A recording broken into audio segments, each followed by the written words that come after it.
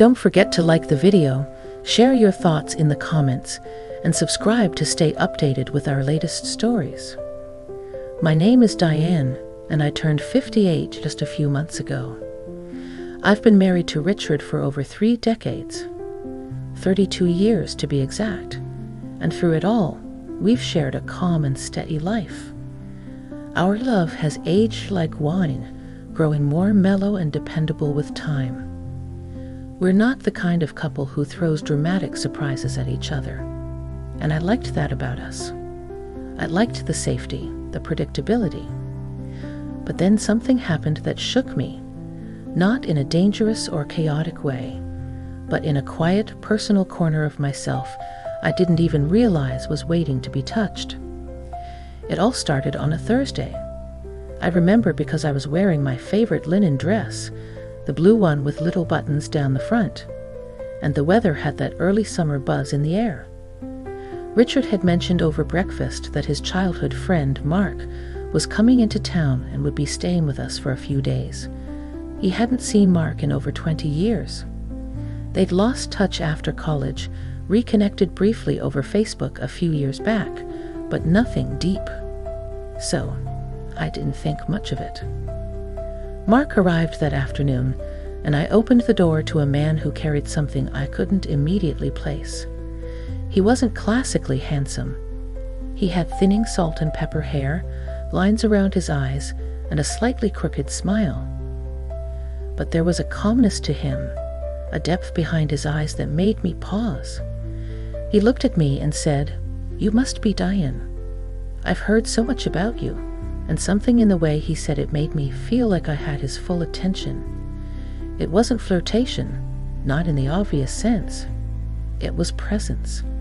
He looked at me like I mattered. Over the next couple of days, Mark settled into the guest room, and the house came alive with stories of boyhood adventures, baseball games, summer mischiefs, and memories that had gathered dust over decades. I watched Richard laugh like a teenager again, and it made me happy genuinely. I enjoyed hearing their stories, but there was always this small, growing awareness of Mark's eyes finding mine across the table or in the living room after dinner. It was never invasive, just present, noticing. The second evening, after Richard had gone to bed early, worn out from too much wine and nostalgia, Mark and I found ourselves in the kitchen. I was cleaning up, and he was finishing a glass of wine.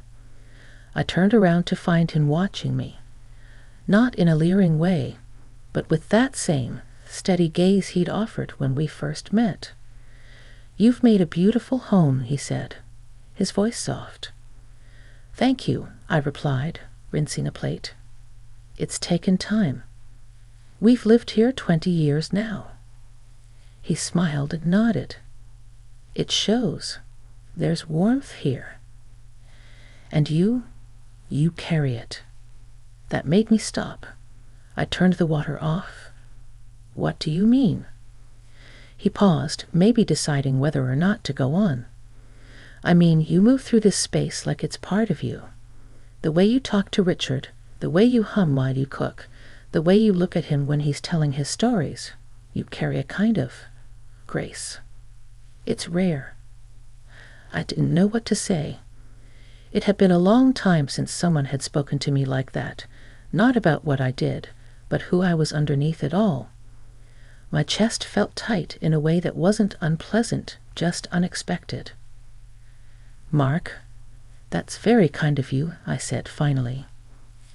He nodded again, sipping from his glass. "I'm not trying to say anything I shouldn't. I just believe in telling people when something moves me. Life's too short for anything else." That night, lying next to Richard, I stared at the ceiling for hours. I wasn't restless because of guilt or confusion, but because something inside me had stirred. Not lust, not fantasy, but a kind of reawakening. I had spent so many years being someone else's wife, someone's mother, the hostess, the planner, the caregiver. And in a single quiet moment, someone had seen me, just me.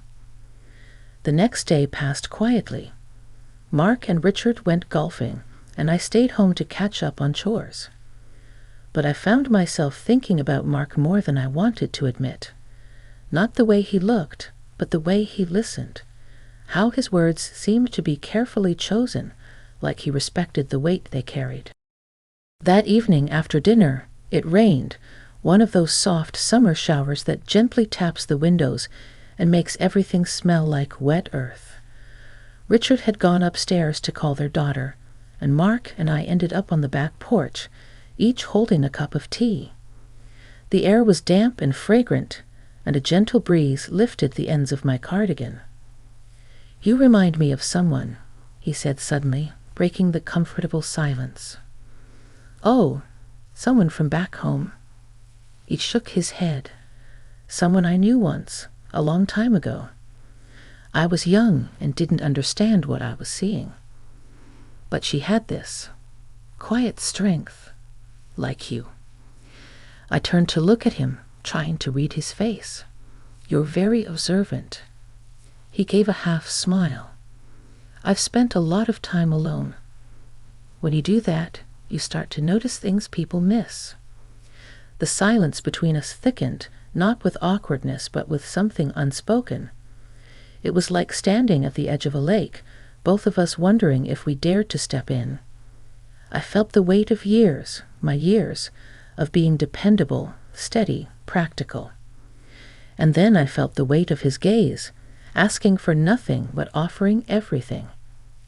Just then Richard came down, cheerfully asking if Mark wanted to join him for a movie in the den.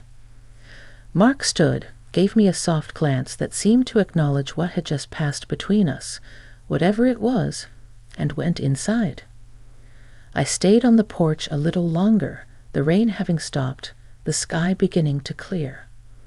The wind smelled of lilacs, and I wrapped the cardigan tighter around my shoulders, feeling like I'd just opened a door I hadn't realized was there. A part of me I hadn't visited in years. A part that wasn't about anyone else's needs or expectations. Just me. That night, I slept lighter than usual, my dreams filled with faint memories and what-ifs, voices from the past mingling with the quiet voice in my chest that said, "You're still here. Still whole. Still seen." The next day, things felt slightly different, not overtly, but the kind of difference that's more sensed than observed. Richard was in high spirits, and Mark was gracious as always, but every time our eyes met, it felt like the space between us shimmered slightly. Not romantic, not dramatic, just quietly electric. We didn't speak of what had passed on the porch. There was nothing to say, really. But later that evening, when we found ourselves alone again, this time in the small library room, felt it again. That calm, quiet presence. That sense that I didn't need to do anything but be myself. And this time, he stepped closer. Not too close, just enough. "You're very easy to talk to," he said. "So are you." He studied me for a long moment. "Diane, I hope this doesn't come out the wrong way, but I feel like I've known you longer than just 3 days." I swallowed, my throat unexpectedly tight. "It doesn't come out the wrong way. I understand." His voice was low. "There's something here, isn't there?" I didn't answer immediately. I was afraid to speak it out loud. But the truth had already bloomed quietly inside me. "Yes," I finally said, "there is." The days that followed were a delicate balancing act between reality and something unspoken that hovered like mist around the edges of my awareness. I wasn't the kind of woman who chased complications. I had always taken pride in being grounded, clear-minded. But after that moment in the library with Mark, I found myself treading lightly through each day, as if every word, every glance, could mean more than it should. Richard, in his usual ease, seemed completely unaware.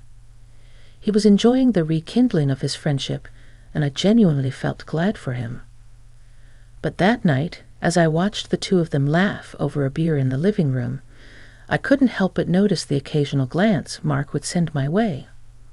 Not insistent, not inappropriate, just full. Like he was watching me as much as he was part of the conversation. Like I was somehow included in everything, even when I wasn't speaking. The next morning, I woke up early. The house was quiet, sunlight just beginning to stretch across the kitchen floor. I made coffee, padded around barefoot in my robe, and opened the back door to let the cool air in. I stood there, mug in hand, eyes on the dew-covered grass, and that's when I heard the soft shuffle behind me. Couldn't sleep either. Mark's voice was hushed. I turned to find him already dressed in a simple gray t-shirt and jeans. His hair was still a little tousled. He looked ordinary. But in that early light, with no one else around, he also looked profoundly human. "I wake up early," I said. "It's a habit I never broke." "Same." He stepped outside with me, holding his own mug, and we stood there, side by side, saying nothing for a while. "I didn't mean to complicate anything the other night," he said suddenly. I didn't respond right away. My heart picked up just a bit, not from fear, but from the intimacy of honesty. The kind you don't expect with someone you barely know. "It's not complicated," I finally said. "It's just unexpected." He nodded. That's how it felt for me, too. Like something I wasn't looking for, but somehow already recognized. I glanced at him. His face wasn't pushing or asking. He was simply stating something real. And for the first time in a long while, I felt like I could meet someone exactly where they were, without explaining or excusing myself. "I don't think I've felt truly seen in years," I said quietly. "Not in this way." Mark looked at me gently. "That's not your fault." I felt a lump rise in my throat, and I hated how vulnerable I suddenly felt. But I didn't run from it. I just stood there, letting it wash over me. Letting someone else witness it. When Richard came down later that morning, cheerful and completely unaware of the quiet storm that had passed between Mark and me, I threw myself into the day with more energy than usual. We cooked a big breakfast together, eggs, toast, fruit, and the conversation flowed easily. It was almost a relief to move back into routine, but under the surface, the pulse of something more kept beating. Mark was supposed to leave the next morning. He mentioned it over dinner. "I've got a long drive ahead," he said. "But this visit, it's meant more than I expected." Richard clapped him on the shoulder. "You'll have to come back sooner next time. Don't make it another 20 years. They laughed, but I felt a knot in my chest tightening. That night, after everyone went to bed, I found myself sitting alone in the living room. I couldn't sleep. My mind was swirling with all the feelings I'd been trying to keep tidy. Gratitude, guilt, curiosity, longing. It was like I'd met a version of myself I hadn't known existed, and now she was demanding to be heard. The soft creak of floorboards pulled me from my thoughts. Mark appeared in the hallway, shirtless, in a pair of drawstring pajama pants, barefoot like me. He paused when he saw me. "I thought you'd gone to bed," he said quietly. "I couldn't sleep." He hesitated, then walked into the room and sat across from me. The silence felt thick with unsaid things, but it wasn't uncomfortable. "I don't want to leave tomorrow," he said. I looked at him. "Then don't." He laughed softly. "You know I have to." I nodded, swallowing around the lump in my throat. "I know." There was a pause, then he leaned forward slightly, elbows resting on his knees. "Diane, I know this is probably the worst timing, the worst situation, but I can't ignore what I feel. I've thought a lot about it, and I'm not looking to break anything or hurt anyone. but I feel something when I'm near you. Something I haven't felt in a long, long time. The room felt smaller suddenly, not claustrophobic, but intimate, like a secret was being held gently between us. I feel it too, I said. And there it was. The air changed. Something shifted. He didn't move closer. He didn't reach for me. He just nodded, exhaling like he'd been holding his breath. I wasn't sure if I'd imagined it, he said. You didn't. And then for a long time, we just sat there. No grand declarations, no plans. Just two people quietly acknowledging something real in a world full of noise. Eventually, we stood. He looked at me with that same steadiness and said, "Good night, Diane." "Good night, Mark." We went to our separate rooms. The next morning, he left. Richard hugged him, clapped his back, and told him to drive safe. I stood by the door, arms crossed to keep myself steady. When Mark looked at me for the last time, it was a silent goodbye laced with everything we hadn't said. I closed the door after him, and the quiet of the house settled heavy around me. For the rest of the day, I moved through the motions, laundry, bills, answering emails, but I felt like I was floating above it all. As though a thread had been pulled loose in me, and I wasn't sure if I wanted to stitch it back in place, or let it unravel completely. That night, as I stood at the bathroom mirror brushing my hair, Richard stepped behind me, resting his hands gently on my shoulders.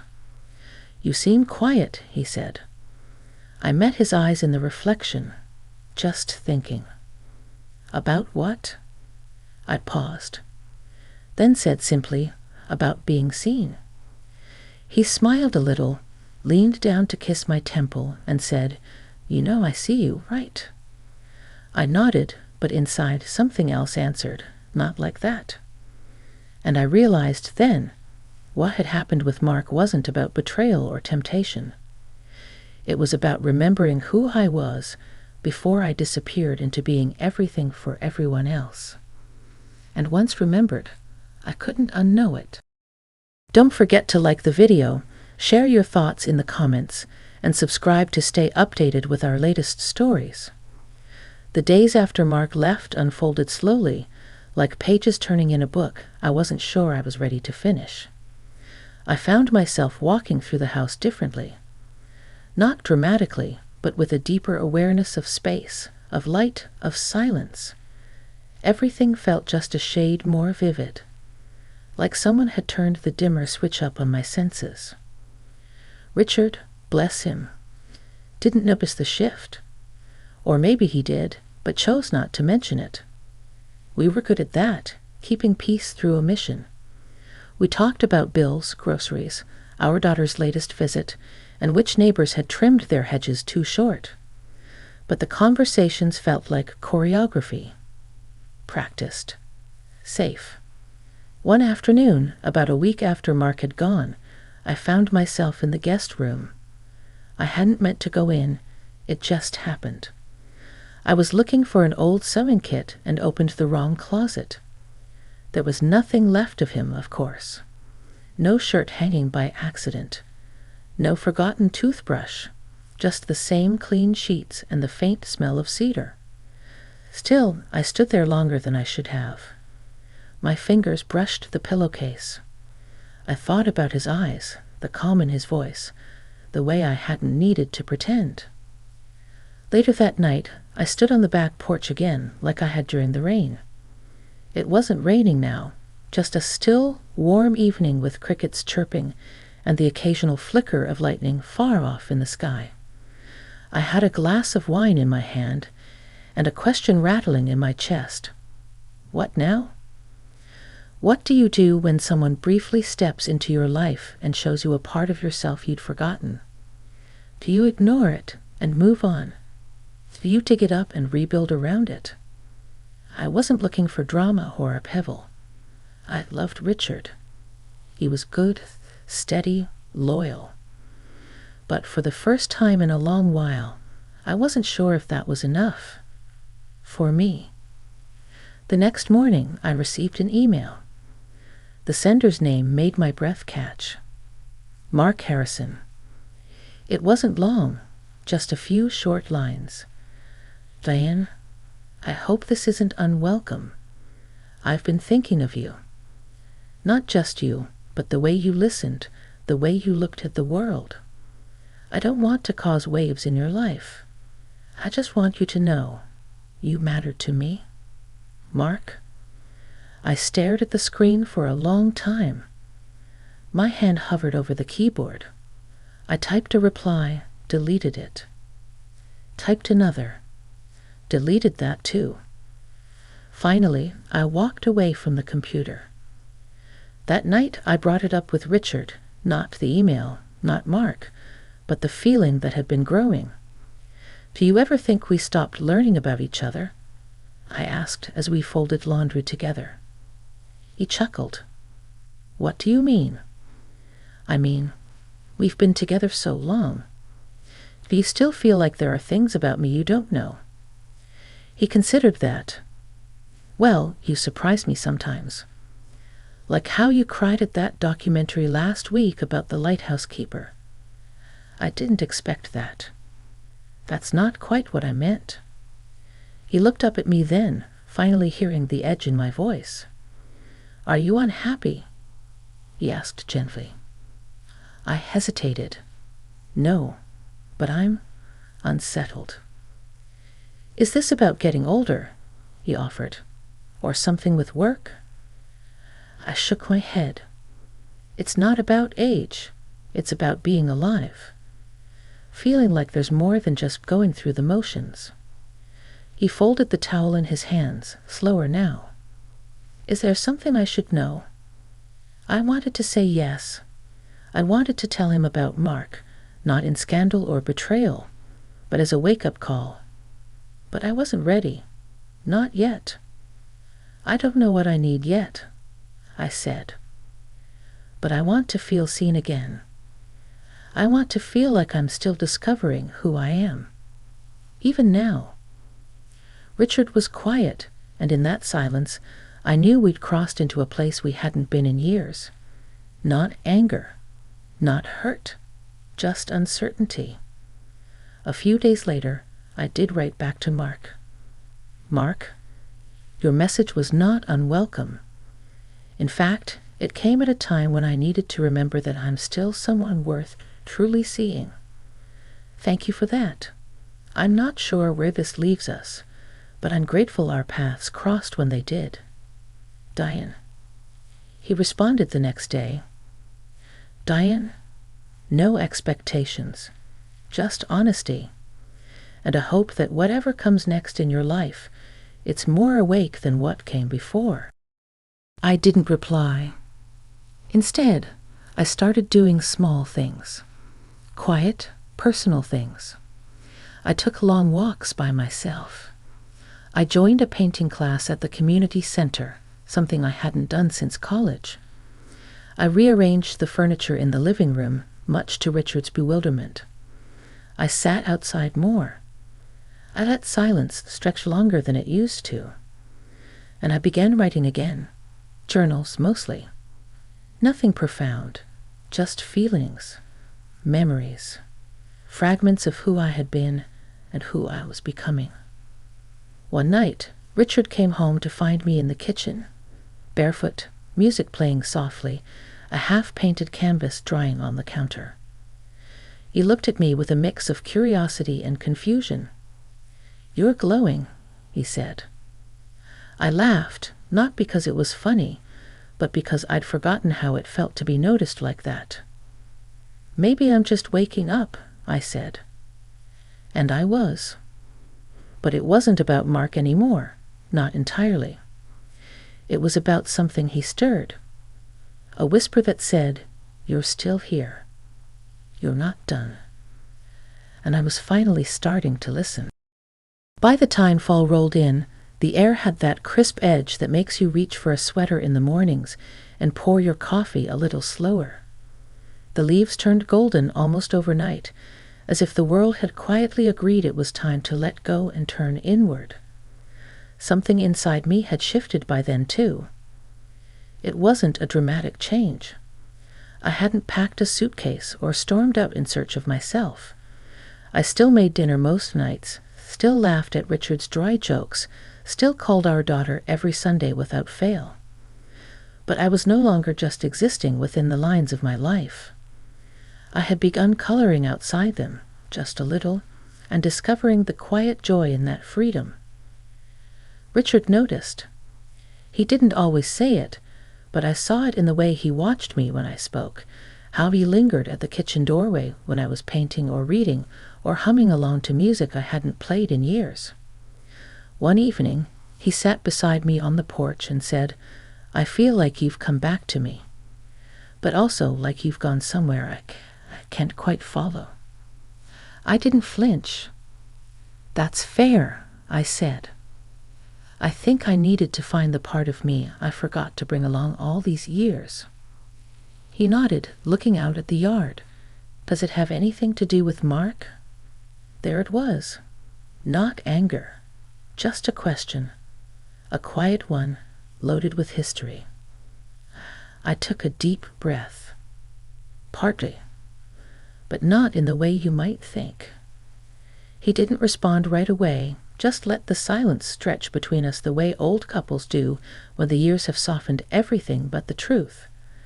He reminded me of something I said, something I had stopped looking for. "And what's that?" To feel alive, not just safe, not just comfortable, but really present. Richard sat with that. Then he reached over, took my hand. His was rougher than I remembered. Warmer, too. "Do you still want that?" he asked. "With me?" Tears welled up before I could answer. Because the truth was, I didn't know. Not completely. But I wanted to try. And I wanted him to try, too. "Yes," I whispered. "But it has to be different now. I need us to be more than just a habit." In the weeks that followed, we tried. Not in the grand, movie scene way, but in small, awkward, real-life ways. We went to the farmer's market together. He asked me to read him some of the things I'd written. I asked him about his childhood again, things I thought I already knew but discovered I didn't. We started listening to each other again. I didn't write to Mark anymore. He didn't either. But I thought of him often, not with longing or regret, but with gratitude. He had been a mirror, held up at the right moment, reflecting back a version of myself I didn't know I'd missed. One afternoon, as I stood in front of the mirror in our bedroom, brushing my hair before dinner, I caught my own eyes in the reflection. I saw the lines on my face, the soft fullness around my cheeks, the faint shadows of time. But I also saw something else. A light, a certainty. I was still becoming, still unfolding, even now. That night at dinner, Richard handed me a small envelope. No occasion, no lead-up. Inside was a note, just a few words. For the woman who remembered how to see herself. I'm trying to see her too. Love? R. And in that moment I knew. Our story wasn't about what almost happened with someone else. It was about what actually happened with ourselves, with the quiet realization that it's never too late to return to your own skin, to your voice, to the possibility that love, even familiar love, can grow again, if you water it with honesty. Sometimes the most unexpected people enter your life not to stay, but to awaken you. And sometimes that's the gift that changes everything.